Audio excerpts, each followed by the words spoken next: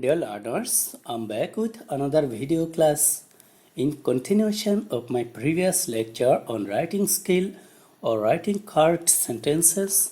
I've chosen embedded question as the topic for today's class. To analyze the topic and to make it intelligible to the learners, I have to go through a number of steps such as defining embedded question, primary examples, details with examples, and formation of embedded questions, and some other facts. So learners, let's step toward the main point by defining embedded question at first. The word embedded means attached or included or added, while the word question means interrogation or query or inquiry. From these two words, it becomes clear to us that an embedded question is a question that is attached to another question or another statement.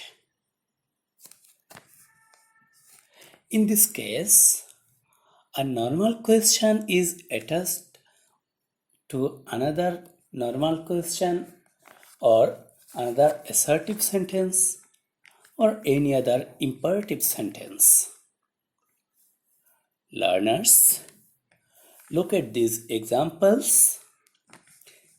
In each and every example, a normal question is attached to another question or another assertive or interrogative sentence.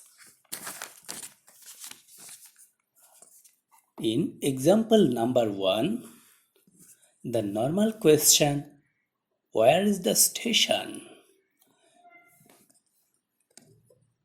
is added to another question, "Can you tell me?"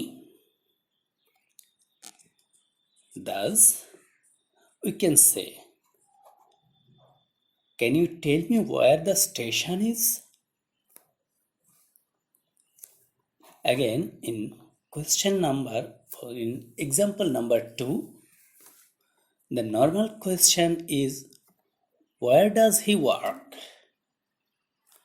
While the embedded question is, "I do not know where he works." In example number 3, the normal question is, "What is he doing?" While the embedded question is, "Tell me what he is doing."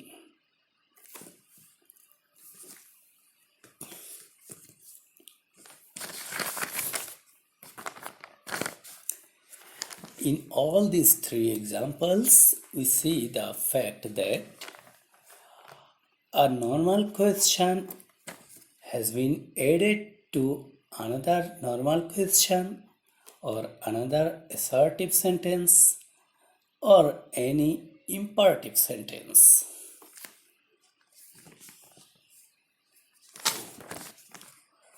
Dear learners, one point must be clarified here. While adding the normal question at the end of another question or another statement, the added part no longer remains a question. Rather, it is changed into the assertive form by changing its word order.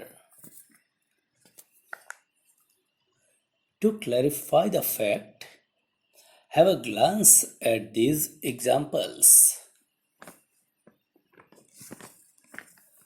Here are 3 examples. In normal question, we say, "Where is the station?" When we add this normal question at the end of another question, we say, "Can you tell me where the station is?" But we don't say, can you tell me where is the station? Look at example number 2. In normal question, we say, where does he work? By adding this normal question at the end of another assertive sentence, we can say in embedded question, I do not know where he works. But we never say, I do not know where does he work. In example number 3, in normal question we say, what is he doing? By adding this normal question at the end of any imperative sentence, we can say in embedded question, tell me what he is doing. But we don't say, tell me what is he doing. Dear learners, the difference is clear here. Look at the examples again. Examples number 1.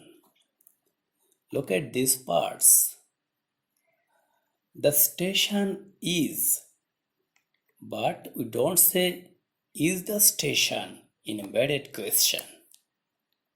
In example number 2, he works in embedded question, but we don't say does he work. In example number 3, in embedded question, he is doing, but we don't say in embedded question, is he doing. Here we see that the order of words is changed into assertive form. It no longer remains in interrogative form. Dear learners, regarding all these facts, we have two structures for forming embedded question. Structure number 1, first question or statement plus question word plus subject plus verb. Look at the examples. Number A, do you know what he wants? Do you know?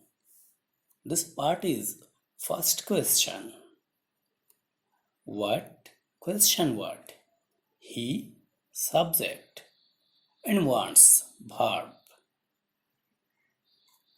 Example number B. I asked him which book he wants. I asked him. This is first statement. Which book? Question word. He, subject, wants, verb.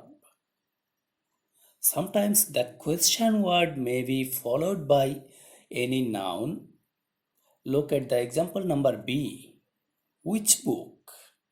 The question word which is followed by the noun book.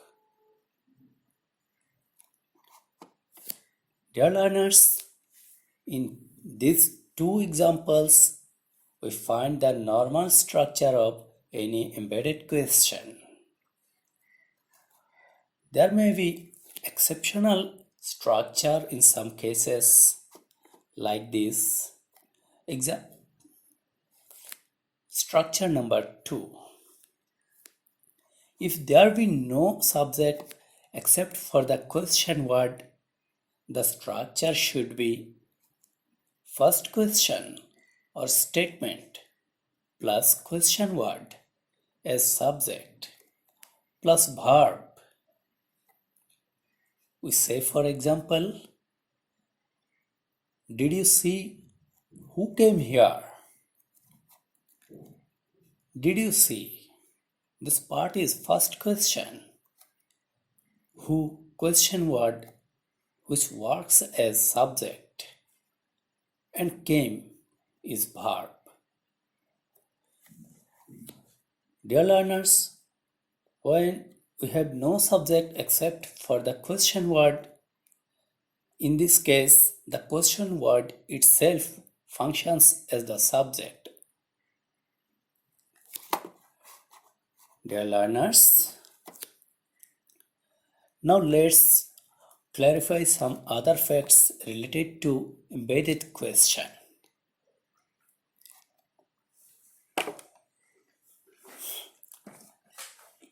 Students may ask whether they should use a question mark at the end of such embedded questions or not. The answer is very easy. Look at these two examples. Did the authoress know what Jerry had done for him? Here, the first part of the sentence is a question. Did the authoress know? This part is in the form of an interrogative sentence. That's why we put a question mark at the end of this sentence. Again, the second example, the authoress did not know what Jerry had done for him. Here, the first part of the sentence, the authoress did not know. This is not an interrogative sentence. This is not a question. That's why we don't put any question mark at the end of this sentence. So the fact is clear to us that if the first part of the sentence is a question, we must put a question mark at the end of the sentence. If the first part is not a question, we never put any question mark at the end of the sentence.